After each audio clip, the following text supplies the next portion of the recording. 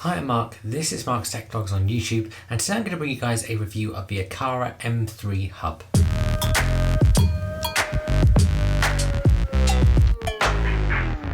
Now this is the latest hub from Aqara and the first of theirs to have Matter Bridge functionality. Now this hub has been out a little while now and I've had it for a few months before making this review. Basically I've left so long between receiving it and actually making this review because I wanted to test out as much functionality as I could. So in this video I'm going to share my experience of using this hub over the last few months. Of course, this hub does pack in a lot and I haven't been able to try out everything because of my own smart home setup. So I'm going to share my experience of the functionality I've used, but I am going to go through the full spec as well. I also want to tell you at the start of this video that Aqara very kindly sent me this along with their U200 smart lock. I reviewed that a few months back. If you are going to buy one of these, however, it's going to set you back around £130, although quite regularly there's offers on that bring it down to £110.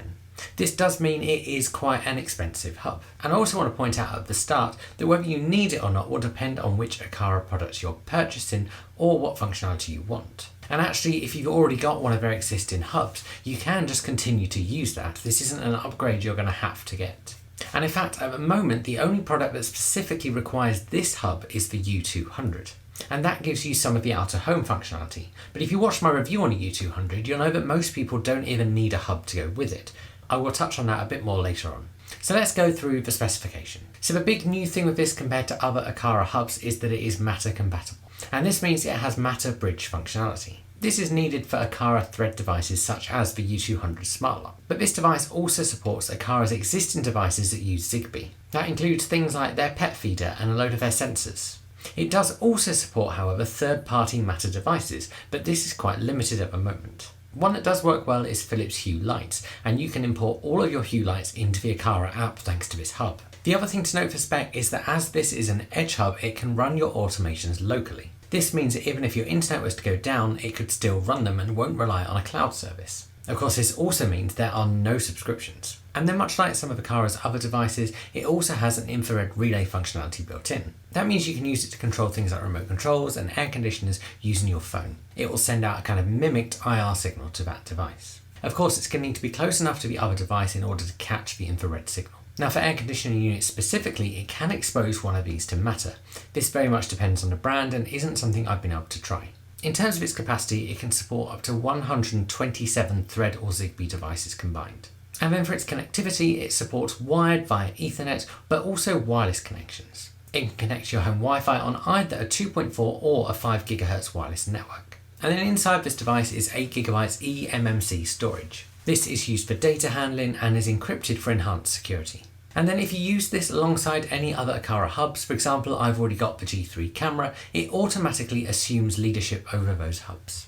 This helps to transition your existing automations to run locally. And of course, being Matter enabled, it exposes itself to third-party services. That includes Apple Home, which I've used, Alexa, Google Home, SmartThings, Home Assistant, and Homey. Now when I've been using this hub and setting things up, I've been using it with either the Aqara app or the Apple Home app. And then in terms of the third-party Matter devices it currently supports, there are quite a few. So it can currently support third-party contact sensors, occupancy sensors, light sensors, lights, on-off switches, thermostats and plugs, plus Matter hubs.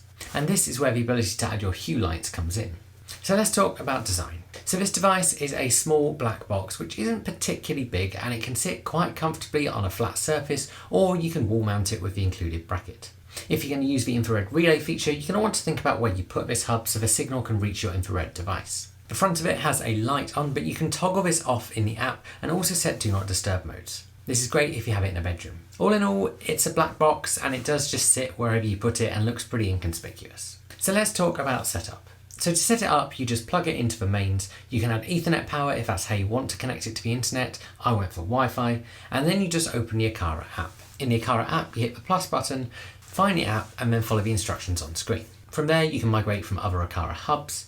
You can find devices you want to add and clone things like remotes as well. You can also add other Matter devices and hubs to it. And setup is super easy, and the length of time it takes will depend what you want to add to it. It will also depend if your infrared remotes are already in the Aqara database or if you have to manually configure some of those buttons. I have a portable air conditioner that's got a really unusual brand, so I had to manually configure the remote buttons to the Aqara app. So let's talk about using it. And talking about using a hub is a really odd thing, because for the most part, all kind of smart home hubs just sit in the background and do their thing. And so what I'm going to do is I'm going to talk about the functionality I use from this hub and how I get on with it. So firstly, the U200. And this is my favourite smart lock because of its Apple Home key functionality. And if you add it to the M3 hub, you'll be able to see the status of the lock via the Aqara app wherever you are in the world. You'll also be able to remotely operate it and view notifications. You can also then tie it into scenes and automations in the Aqara app.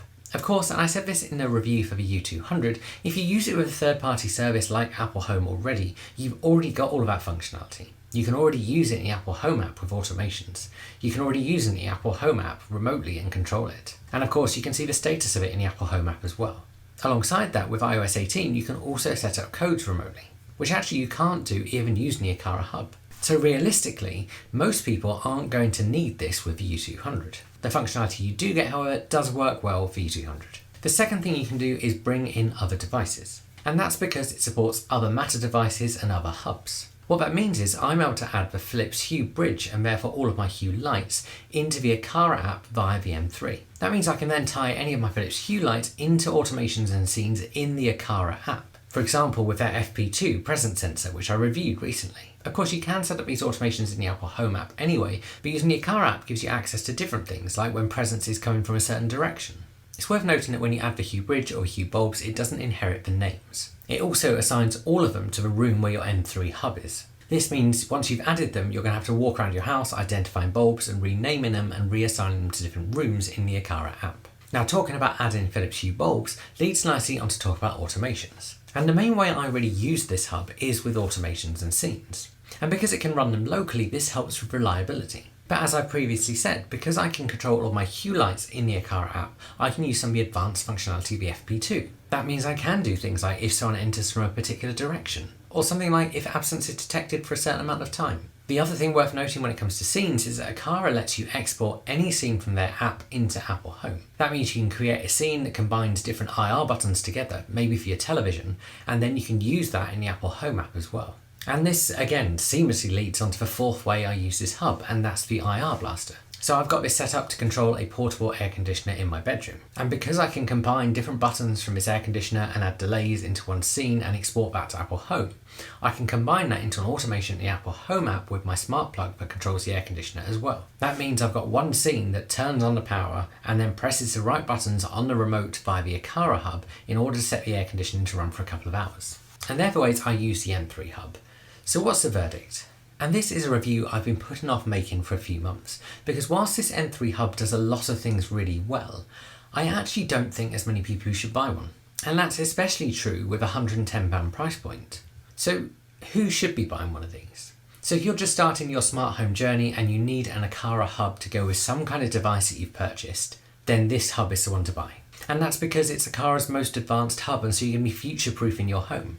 And whilst the U200 is the only Aqara product that actually requires this hub if you need a hub at all with it, I suspect as Aqara continue developing it into Matter and Matter over Thread, we're going to see more of their products require this particular hub. Of course, you can also add third-party devices into this, so you can really make the Aqara app one place to control your smart home. But what if you've got an existing Aqara hub, or maybe just the G3 camera? Should you upgrade and buy this hub? And realistically, the answer is no. The two main things that set this hub apart from Aqara's other hubs and a G3 camera that also acts as a hub are the fact that it's got Matter compatibility and that it can run automations locally. And unless either of those are things that you desperately want, I don't think it's worth the upgrade. So unless your existing hub's died, you probably don't need to upgrade this. If you've got any questions, stick them below. I'd love to know what you think about this hub and whether it's something you've invested in already. If you do want to pick one up, I've put some links below. That will go to Amazon in whichever country you're in. That's an affiliate link, so if you spend some money, I'll get a very small cut of what you spend.